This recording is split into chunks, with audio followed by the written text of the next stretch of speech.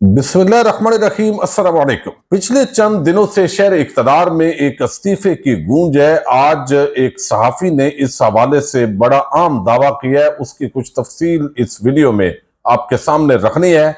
आज army chief साहब ने तलबा से खिताब किया है और उसके बाद अनवारुल हक काकड़ साहब उन्होंने भी लब कुशाई की है। उन्होंने क्या कहा है और उनकी तकरीर पर क्या सवालात उठते हैं, उन पर भी हम बात करेंगे।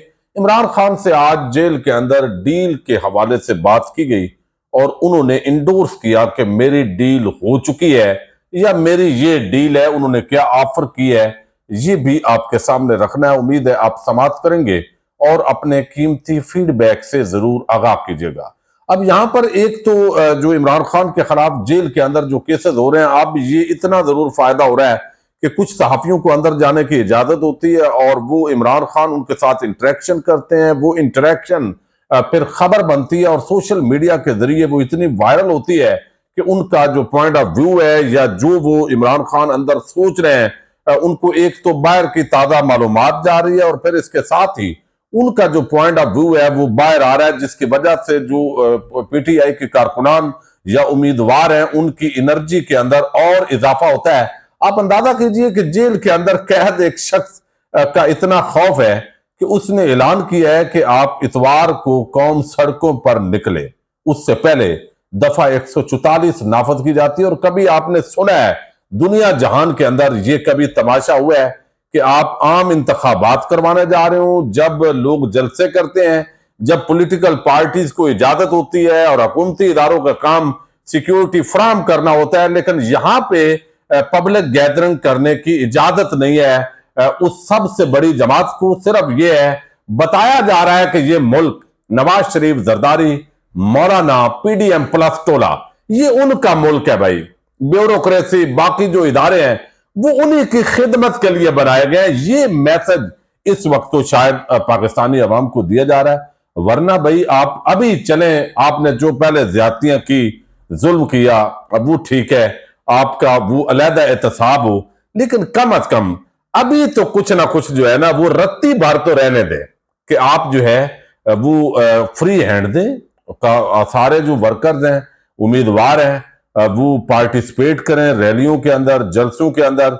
जिसको जो कैंडिडेट पसंद है उसको वो वोट कास्ट करे, ताकि जमहूरियत का जो कुछ ना कुछ भरम है, जो बड़ा नाम है, वो तो रहने दें। लेकिन ऐसा भी नहीं होने दिया जा रहा। पटवारी, तहसीलदार, टीचर, सारे जो है वो हुक्म है कि जनाब मरियम नवाज और नवाज शरीफ के जलसे में पहुंचना है।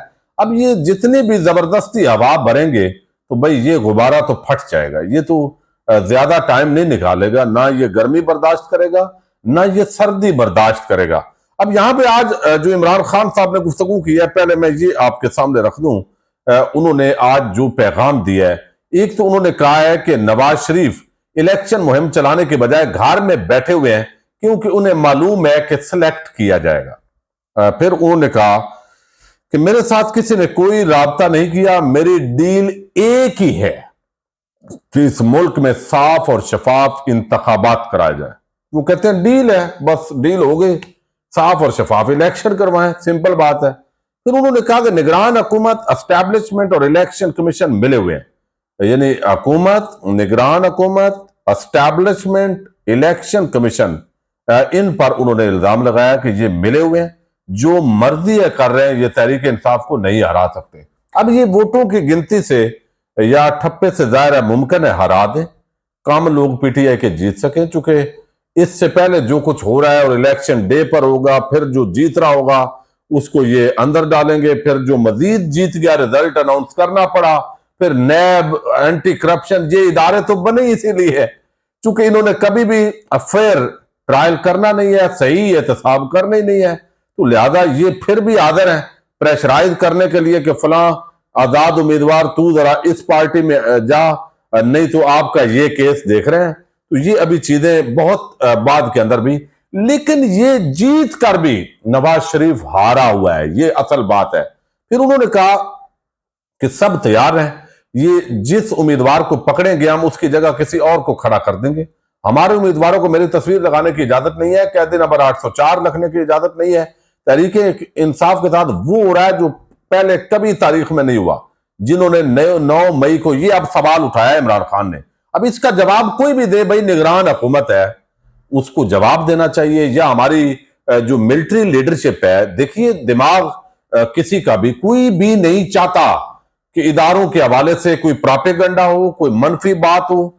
सब पाकिस्तान के जो इदारे हैं, खास तौर पर जो बॉर्डर्स पर जो हर जगह शहादतें दे रहे हैं, या जो गादी है, जो इदारा अल्हम्दुलिल्लाह इतना जबरदस्त जो है, आप देखिए अभी ईरान को कितना जबरदस्त जवाब दिया है, पहले भारत को जवाब दिया। तो पाकिस्तानी कौम अपने इदारों से प्यार करती है, मोहब्बत करती है। अब यहां पे उन्होंने कहा कि ये तहरीक इंसाफ के साथ जो रहा है, core commander house Lahore, GHQ और इस्लामाबाद हाई कोर्ट की सीसीटीवी फुटेज ही गायब कर दी गई। और हमारे पास वीडियोज है जिनमें यास्मीन राशिद साहिबा तलकीन कर रही है कि कोर कमांडर हाउस की तरफ नहीं जाना।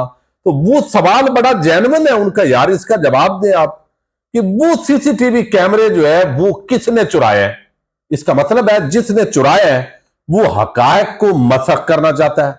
अब जो पार्टी गिला कर रही है जिसके लोगों को उठाया गया है, वो तहरीक इंसाफ के अंदर अगर खोट हो इमरान खान में या बाकियों में, वो ये डिमांड क्यों करें? तो जो डिमांड कर रहा है इसका मतलब है कि उसको लगता है कि उसके साथ ज्यादती हो गई है, ये उल्टा इस्तेमाल किया गया है। तो जिसने अभी तक डिमांड ही नहीं की, या वैसे तो देखे ना इंटेलिजेंस बेस्ड ऑपरेशन हो रहे हैं हर जगह पे। एक तो चले दहशतगर्दी के खिलाफ पूरी कौम जंग लड़ रही है, एक ये मामला है कि आप ढूंढ लेते हैं जो भी पीटीआई का आपको कोने खुदरे में मिले। अभी मियां अदर के जिन्होंने प्रोग्राम करवाया, मुहिम चलाई, उन 2 बंदों को कल उठा लिया गया। क्यों?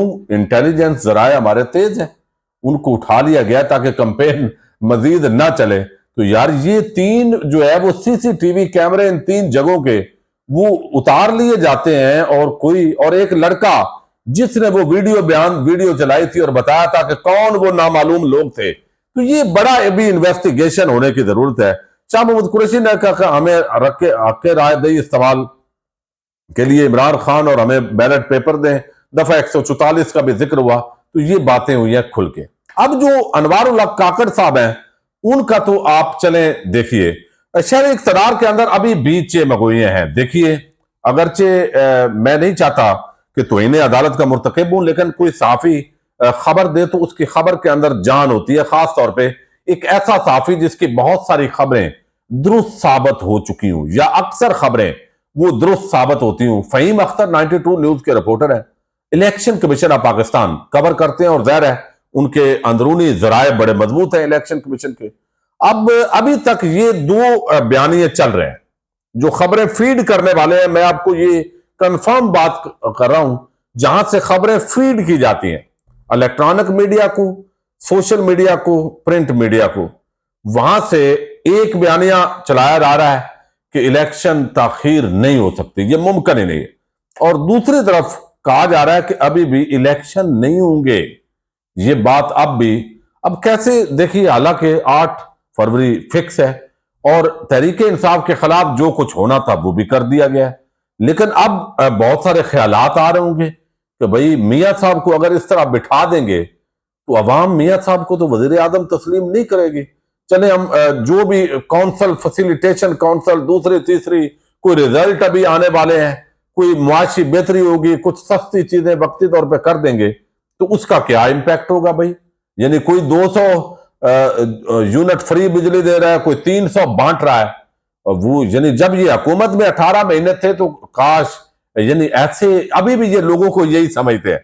तो अब ये मामला है कि अगर एस्टैब्लिशमेंट चाहेगी कि इलेक्शन डिले हो और काजी साहब चाहते हैं कि इलेक्शन डिले ना हो, अब ये एक यानी फर्ज कर लें, लेकिन इसका जिक्र इशारा किया है फहीम अख्तर ने। तो काजी साहब इलेक्शन मुलतवी नहीं करवाना चाहते, वो इस्तीफा दे देंगे और वो कहेंगे कि इस्तीफा देता हूं, जो उनके जराए हैं वो बता रहे हैं, लेकिन मैं इस्तीफा दे दूंगा, ये इलेक्शन मुलतवी नहीं हो सकते। दूसरी तरफ जो है अब ऑप्शन और भी है, और वो वही है जो सिकंदर सुल्तान राजा और 4 इलेक्शन कमीशन के जो मेंबरान हैं, फहीम अख्तर साहब कहते हैं कि अगर वो भी इस्तीफा दे सकते हैं। अगर उन्होंने दे दिया तो फिर भी इलेक्शन डिले हो सकते हैं। अगर डिले करना मकसूद है, जो अभी तक रिपोर्ट्स चूंकि दोनों तरफ की आ रही हैं, ये भी हो सकता है। फिर निगरान जो काबीना है पंजाब की, या वो भी दे सकती है। तो इस तरह की मुख्तलिफ परसेप्शन जो है वो एक साफ ही, चूंकि इनकी खबरें बहुत सारी दुरुस्त हो गई हैं, तो अब ये काजी साहब का इस्तीफा तो वो नहीं देंगे, बिल्कुल वो डट जाएंगे, क्योंकि वो हमेशा डट के खड़े हुए हैं।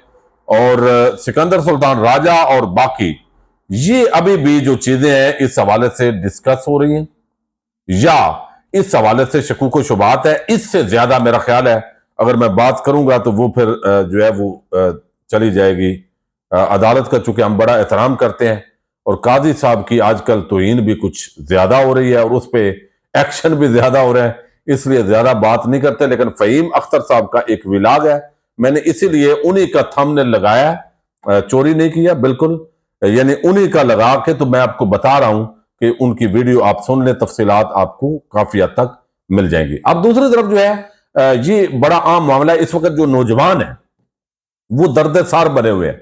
सोशल मीडिया और नौजवान ये है एक पेज पे, नौजवान ही यूज कर रहे हैं और ये अब दर्द सार बने हुए हैं। टेंशन शरीफ खानदान या जरदारी या वो खाऊ कबाइल जिन्होंने पाकिस्तान पे अब रूल करना है, जो भी उनकी कमिटमेंट हुई है, डील हुई है, जो भी है बातें होती हैं, लेकिन अवाम तो ज़ाहिर है डील के बगैर तो वो आ नहीं सकते, क्योंकि अवाम का जो मोमेंटम है वो तो नजर आ रहा है। अब टेंशन बनी हुई है कि नौजवानों को बताया जाए, पैगाम दिया जाए कि यार हम बहुत अच्छे हैं। ये परसेप्शन गलत है, आपको मिसलीड किया जाता है, प्रोपेगेंडा किया जाता है। अब ये चीजें जो है ना, ये प्रोपेगेंडा कि इमरान खान ने लोगों के अंदर जहर भर दिया है, इमरान खान ने लोगों को, ये जहर क्या है, इमरान खान ने बताया भाई नवाज शरीफ और ये जो जरदारी है इन्होंने जाली बैंक अकाउंट्स के धंधे किए, इन्होंने बैरून मुल्क जायदादें बनाई है। इनमें से कौन सा जहरीला प्रोपेगेंडा है भाई, कौन सी गलत बात है, ये बताएं ना कौम को। क्या एवन फील्ड अपार्टमेंट नहीं है? क्या इस पर पूरी कौम से झूठ नहीं बोला गया? क्या नवाज शरीफ को लंदन फरार नहीं करवाया गया जाली जो बीमारी है उसके नाम पे?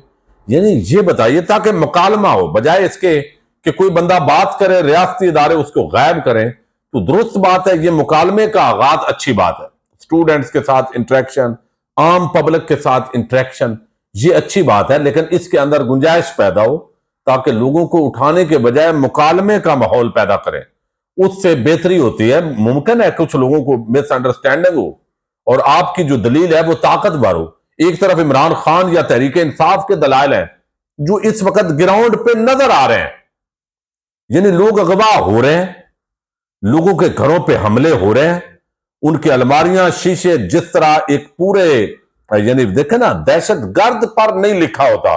अब मुमकिन है वो बंदे और हों, इदारों के ना हो, तो इदारों को बताना चाहिए। वरना एक बंदा अगर इश्तिहारी भी है और वो किसी घर के अंदर है, तो बताइए क्या कानून इजाजत देता है कि उसके घर पे आप अलमारियां तोड़ो, जाके उसके सारा यानी तहस नहस करके खौफ व हरास फैलाओ?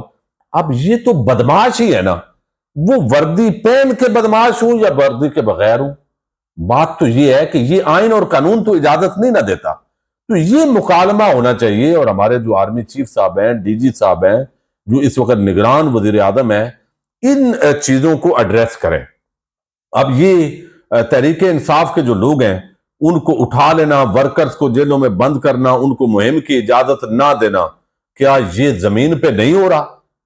क्या ये गलत है? अब यहां पे दुश्मन ममालक, दुश्मनों के प्रोपेगेंडा में, अब ये जो मिसिंग पर्सन का केस लेके मारंग बलोच और बाकी आए, यकीन मानिए पहली मर्तबा हमें ये एहसास हुआ है पाकिस्तानी के तौर पे कि हम इनको पहले गद्दार समझते रहे सबको। अब ज़ाहिर है इसके अंदर बहुत सारे ऐसे लोग होंगे जो आलाकार होंगे, लेकिन ओवरऑल अगर हम देखें तो दलील तो उनकी मजबूत है ना। आप दलील का तोड़ निकालें ना, कन्विंस करें। यानी लोग जिनको आप पकड़ते हैं उसको लापता क्यों करते हैं? सवाल तो यह है। अपना सिस्टम अगर कमजोर है तो उसको मजबूत कीजिए। अगर वो जमानतों पे रिहाई होती है तो क्या यही पीडीएम प्लस टोला असम्बलियों के अंदर नहीं था? तो ये तरमीम कर देते ना उन कवानीन के अंदर कि भाई अगर इतना भी मार्जिन हो तो उसके अंदर जमानत नहीं होनी चाहिए, तरमीम कर देते। तो लेकिन असूल तो यही है, दलील तो यही कहती है, कानून और आइन तो यही कह रहा है ना कि जिसको भी आप किसी को नाजायज उठा नहीं सकते। अगर आप किसी को किसी जुर्म के अंदर उठाते हैं, इल्जाम है उस पर, या आपके पास कोई शवाहिद है, तो उसको आप जो है वो with in 24 hours court of law के सामने पेश करें। तो ये दलील उनका आपके पास कोई जवाब है। अब काकड़ साहब ने क्या किया है, उन्होंने कहा कि पाकिस्तानी कौम ने दहशत गर्दी के नासूर का जुर्रत और बहादुरी से मुकाबला किया, लाजवाल कुर्बानियां दी, पाक फौज ने पूरी लगन और पेशा वराना महारत से दहशत गर्दी के खिलाफ जंग लड़ी। पाकिस्तान के जिम्मेदार शहरी होने के नाते हमें पाकिस्तान के खिलाफ पाकिस्तान के दुश्मन के फैलाए हुए प्रापेगंडे को मुस्तरद करना चाहिए। अब दुश्मन का प्रापेगंडा क्या है ये भी बताएं, और उसके अंदर जो है वो आप कौमी सलामती के उभरते हुए चैलेंजेस और प्रापेगंडा, इस पर बहुत कुछ कहा जा सकता है बदकिस्मती से। फिर मेरे साथ वही हुआ है, वीडियो लंबी हो जाती है, मादरत चाहता हूं।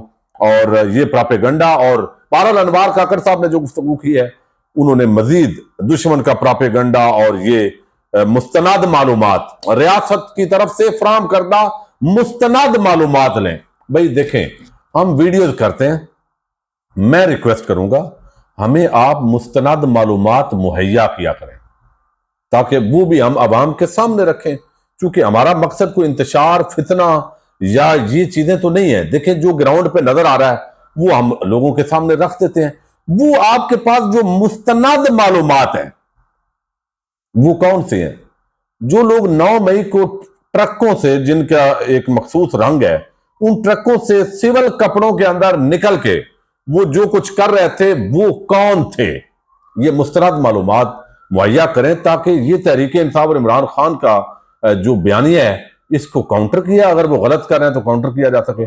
बहुत सारे इस तरह के सवालात हैं। अल्लाह ताला पाकिस्तान पर रहम करे। पाकिस्तान जिंदाबाद, पाक फौज पाइंदाबाद।